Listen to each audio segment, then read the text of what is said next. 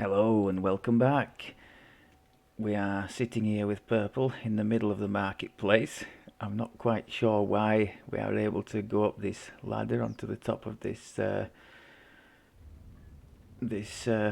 block here, but as you can see, it's an absolutely dreadful day, lead and grey skies, and the poor bugger's out getting soaked on my account, all because I wanted to have a view to look down onto.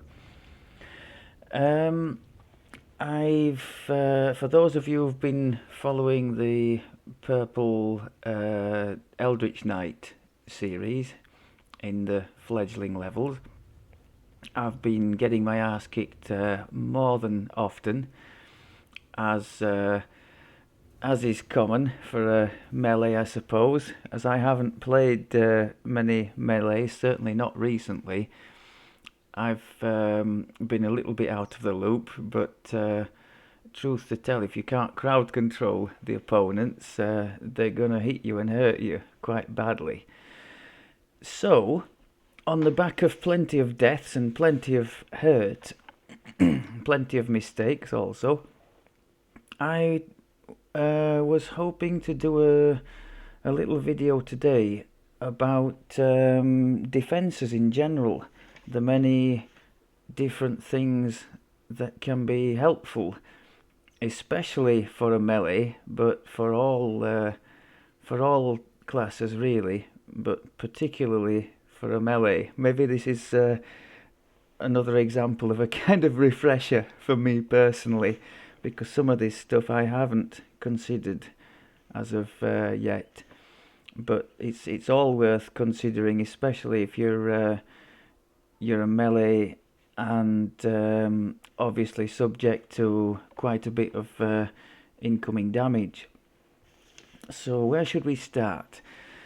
Well, hit points is obviously a layer of defense, and on much of the gear and in many of the trees, enhancement trees, you can find extra hit points.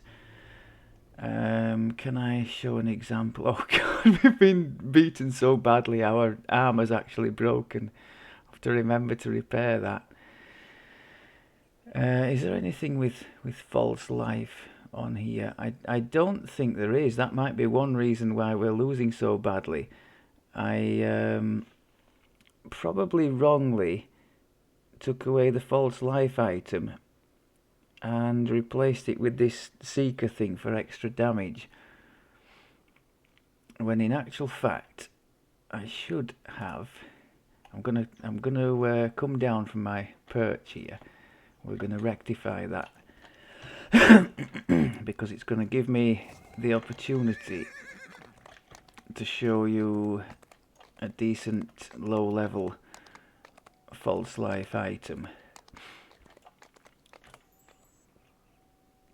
and to illustrate the fact that different types of false life stack.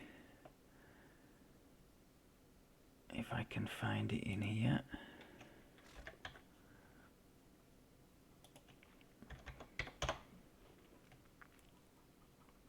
I don't think it's quite ready to interact with me yet, the bank, is it?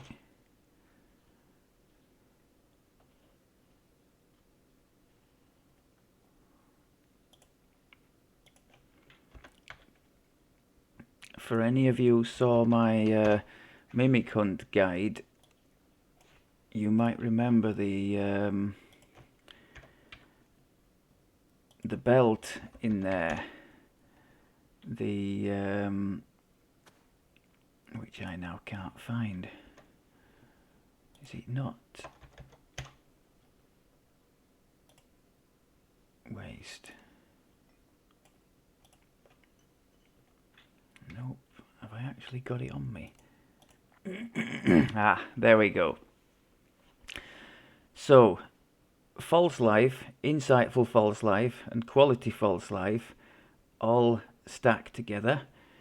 You've also got profane, which would stack as well, And there is also vitality, which can be canith crafted, or there is a diamond which comes out of an augment diamond which comes out of giant hold, I think, which you could find on the auction houses if you were lucky, and that gives 20 extra hit points.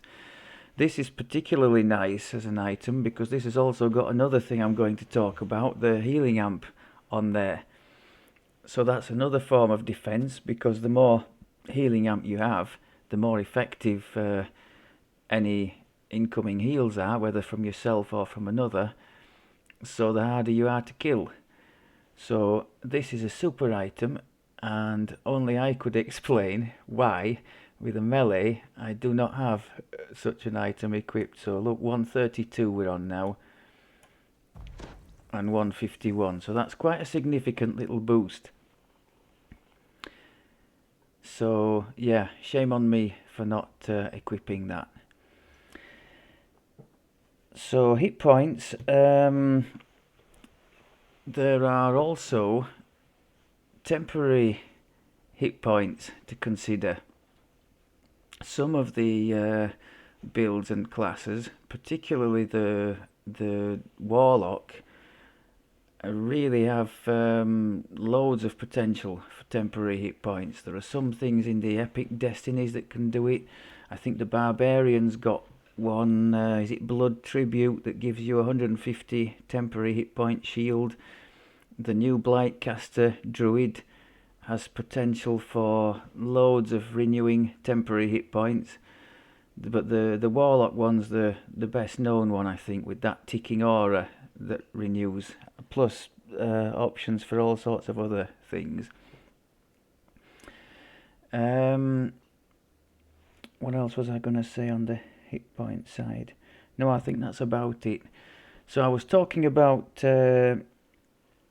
oh no, I was going to mention about the trees as well, because especially in sort of melee related trees, you're generally going to find, as we do here in our Eldritch Knight tree, bonuses to hit points. Also in this Pale Master tree, bonuses to hit points.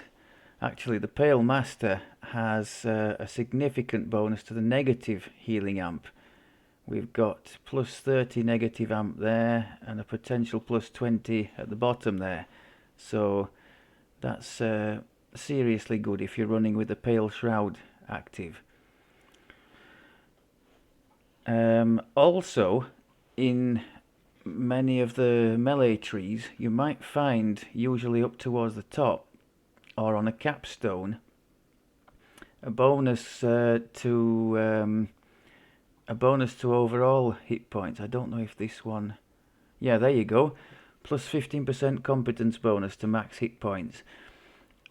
I am pretty sure the Sacred Defender in Paladin has that, and I would bet there are plenty. In fact, I bet most of the melee based trees have something like that up towards the top. So the higher your base hit points are, the more this will boost them up. So it's nice to have. And of course, Constitution stat, anything boosting Constitution. So Constitution, Insightful Con, Quality Con, all that kind of good stuff. Festive Con, all stack together and all give you more hit points for more defense. Okay, that's the hit points. Now we're moving on to resistance items. I've hovered over there because I thought that was a resistance item. It's not. We've actually got resistance as a sapphire augment there. Resistance, if you didn't know, gives a +1 bonus on all your saving throws. So we've got a +3 bonus overall to our saves there. Fortitude is affected by the, it's telling you there, Constitution mod. Reflex, by the dexterity mod and will by the wisdom mod. Now there are feats you can take on leveling up that can change these things around to favour your build. For example, I'm in the will one there. Sorcerers and warlocks and probably bards would likely dump will and might well take the force of personality feat on level up to use charisma instead of wisdom for the will save. Same here for the reflex. Intelligence based builds like our build here with the Eldritch Knight, like various inquisitive type builds. These and the alchemist gets it by default, I think, but the insightful reflexes feat allows you to use your intelligence instead of dex for your reflex saves. So for a build like ours, we're high in intelligence, our dex is significantly lower. It's going to be quite interesting for us to do that. And as you can see there, we do have that feat because it's using the intelligence mod, not the dex mod. And the fortitude, I don't think there's anything that you can do to change that. I think it's constitution, and that's how it stays. So you can get so resistance item, very nice to have to boost your saving throws against traps, against incoming spells, that kind of thing. I could talk about evasion as well here. Any character with evasion,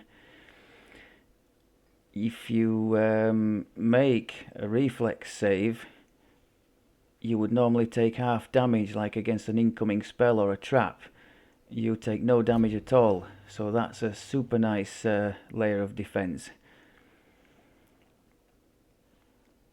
You can get insightful resistance items. They are usually after level 10 and upwards, and there are different terms for those. I think parrying is one, and I can't remember what the others are, but there are possibilities for insightful bonuses to saves, also quality bonuses to saves later on, and you can also get sapphires of good luck, +1, +2 and +3, that are random drops in the game, augments that you can add to your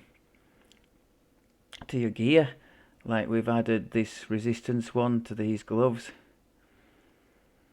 And the luck bonus stacks with everything else to boost your saves up some more. Also, there is a separate thing termed spell saves. That is canith craftable for those of you who can craft, or I think it's findable on gear as well. Spell saves. So that's another layer. So if you have, I think we have that actually on this piece of gear. Yeah, spell save 3, +3 resistance bonus to saves versus spells. So as I understand it, that's 3 more on top of whatever our saving throw is normally. So if it's against a spell, I would expect that reflex or fortitude to be 18 instead of the 15.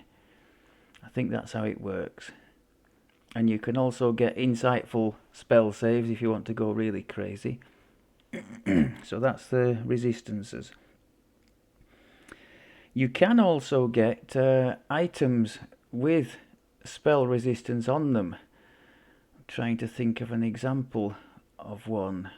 No, I would have to Google it. But a spell resistance, let's say a spell resistance 25% item, 1 in 4 of the spells cast on you would not take effect. So that's good. Or it is, as long as you're not having, I don't know if it works on friendly spells cast on you as well. That I don't know. I would assume not, because you're casting sort of healing spells and buffs on yourself as well. So I'm guessing it's only the sort of harmful stuff that's incoming. I've just hovered over it, so let's cover this. This to me is one of the most important forms of defense in the early levels. The fortification of your character. Obviously 180 for a level 5 character is way over what we need. It's that high because he's running in an undead shroud at the moment. That's one of the ways to boost fortification. Fortification, if you didn't know, is protection against the spike damage caused by critical hits. Certain opponents, like the Red Crown opponents on Reaper mode, can just go straight through that and crit you anyway. So those things are top priority targets. But for most other things, if you have a decent level of fortification, you're not going to get crit very often. The best sources that I know of for the fortification, well, there's this, as the Mimic event's on at the moment, I'll mention this again.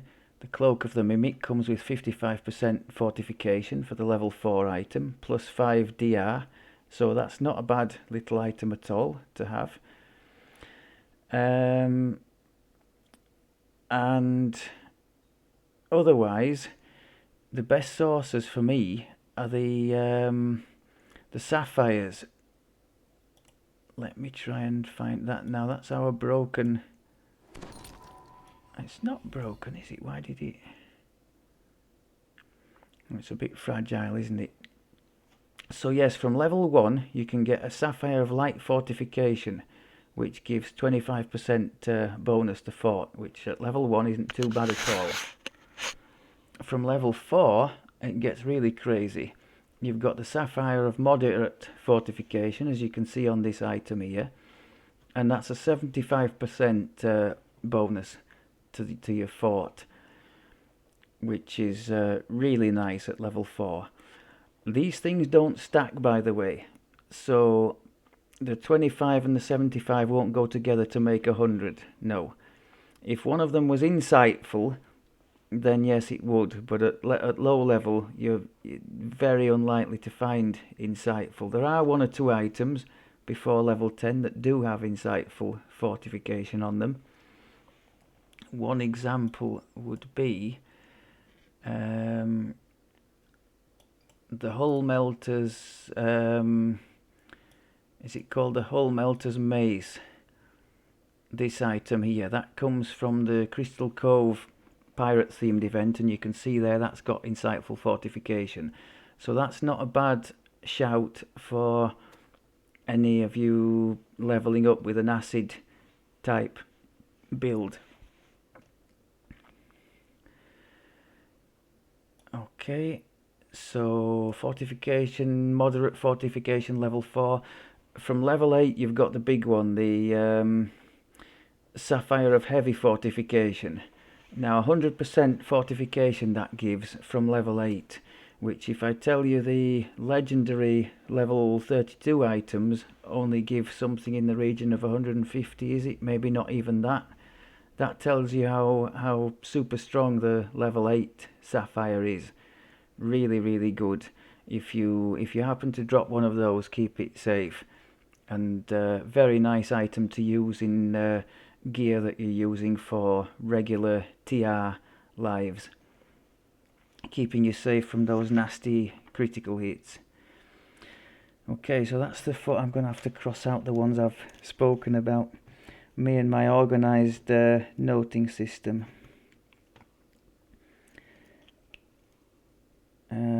Fort. Right. So we've spoken a bit about absorbing damage with the hit points and the fortification. What about avoiding it completely? So you've got several ways that can be done. One of them is, there we can see dodge chance, 4% to dodge. So everything that comes in that tries to hit us has a 4% chance to miss completely and do nothing, with that dodge chance. So that's, especially if you're a melee, always worthwhile stacking up that if you can. Then you've got other sources of making opponents miss. You've got the sort of blurry displacement type things, the spells. We have displacement there on our bar that we've just got. Now displacement as standard is a 50%, as it says there, miss chance to opponents when they're attacking you. Reaper mode, depending on how high a level you're playing it on, reduces that. But as I understand it, I don't think it can be reduced below, is it 30%? The displacement effect? I could be wrong, but I just know depending on the number of skulls, the Reaper mode does reduce the effectiveness of that. But if you're playing on elite or lower, every incoming attack has a 50% chance to miss you with that displacement. With blur, it's 20%, but blur lasts a lot longer. So both of those can be good forms of defense. Also, on some items in the game, you've got ghostly, which gives opponents a 10% miss chance. So that's another thing, another separate miss chance from the blur or displacement. These two don't stack, by the way. If it just takes the highest. So if I cast blur and then displacement, I still only have a 50% chance for the opponents to miss me. Another really handy thing against ranged opponents is the... Can I show it you here? Yes. The second core in the Vistani tree gives the Deflect arrows feat. Once every 6 seconds, an incoming projectile is just nullified completely. And that can be really good for defences. You can actually improve on that. If you happen to be a ranger, you can go in the Tempest tree and knock that down to once every 2 seconds for the cost of 4 action points. What are other ways to get that? I think there are ways in the Epic Destinies to get that same effect, the Deflect arrows. Also the druid spell, is it called Storm Rage?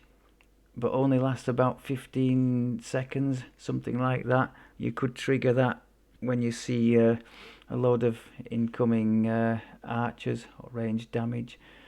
But yes, I have used this, and I think on Purple's warlock tanky build, this was a part of the setup. Very effective for defense. What else have we got here? Elemental resists. So we can see down here at the moment our elemental resists are pretty rubbish. In fact, those are just coming from the guild ship. He must have 15 on his gear somewhere for acid. Now these are very good because they're a straight reduction from any kind of incoming elemental damage. Especially good against ticking damages over time, like Burning Blood, which gives fire and acid damage, or acid arrow, acid damage. Quite a few of the classes get the spell resist energies, which come in various different flavours. And I think the highest, is it about level 11, you can have 30 point resistance to the elements, which is nice. Can really help you out. Also there's elemental absorption. Stuff like what's the spell that the druid had in the last life? Fire Shield. You've got Fire Shield Hot and Fire Shield Cold.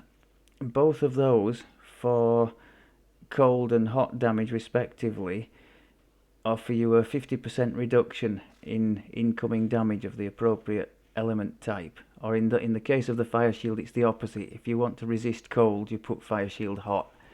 So that's a nice layer of defense too.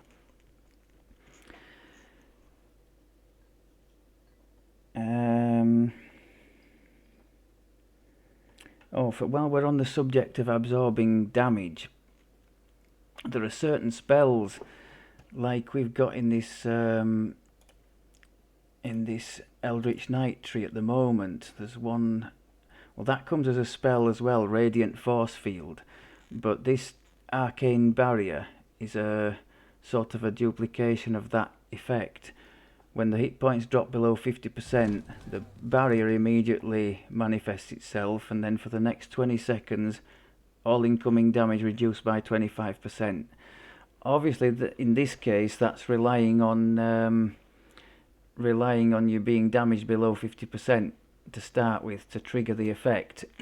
But it is available as a spell. I think, is it the Artificer who gets that? And also you can make it as it's a very expensive in terms of materials required, but it is available as a clickable for 20 seconds to add to your green steel, legendary green steel items as an active component. Okay, healing amp we have covered. Dodge. Armor class. So, one of the things I can say, I've been look at this armor class. It's pretty derisory. We're level 5, but that's pretty awful. We're still wearing robes, so that's part of the reason. But I was going to say that these low levels is where you absolutely feel the effects of the past lives on your character the most, because you can start off with an armor class around about the 40 mark, maybe even better, just through accumulated martial past lives, which give extra armor class for each one passively. Same for the physical and magical resistance. Divine past lives and various other past lives as well give more PRR, and there are also sources of MRR in the past life makeup. So you could find yourself with something like 40 armor class and maybe up towards 40 or even 50 PRR and MRR as a multiple past life character when you're starting out. So from being hit all over the place, you're almost in God mode. I just thought I'd mention that as an effect, because you don't notice it so much at the cap. Purple's been at the cap with very few past lives, done well on Reaper 6 as a tanky warlock, really nicely. And I think one of the biggest reasons you don't notice it so much is this diminishing returns with the PRR and MRR. I think for the first 100 or so points of PRR and MRR, you get up to around 50% damage reduction. But when you start going beyond that, you have to go really, really much higher to get any like even to get 10% more on top of that 50%, you've got to go like heavy investment there into that. So that's another reason not to worry too much if you don't have all these loads of past lives, because to be frank, at the cap it honestly doesn't make as much difference as people might think. Where was I going with this? Yes, armor class, another tier of defense. So in the case of this character, who is an Eldritch Knight, he can have proficiencies with thought there was, yeah, light armour in the core there. And I think there's a shield proficiency somewhere there. And is there one for medium armour somewhere as well? Yeah, there we go. So all that would help with the defence. While we're on the subject of this PRR and MRR, the magic resistance there is capped at 50 for robes and 100 for light armour. Just in case you wondered why it wasn't going up any further if you're wearing either of those two.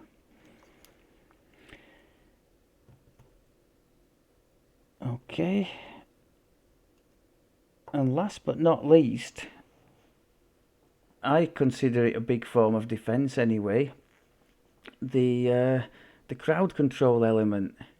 Now, this is one reason I struggle so much soloing with ranged classes like archers and whatnot, because they just have little or no crowd control, so they just can't contain these big groups of things, and even if they could, they can't dispose of them because they have little or no AoE either. So to be able to, like we have here, we have colour spray and we have web. To be able to pin down groups of opponents will serve two purposes. First of all, they're not slaughtering you, and secondly, you've got them all nicely grouped together for you or another to deliver a nasty AoE attack. So yeah, crowd control can really be very helpful. I think that's about all I had to say on the subject of defence. Now, if only I could take some of my own advice and reorganise this gear so we're not dying all the time. I think that would be just about perfect. Right, I'll stop waffling. I hope some of that might have been a little bit helpful to some. I'll leave it there. Thank you very much as always for looking, and I'll speak to you soon.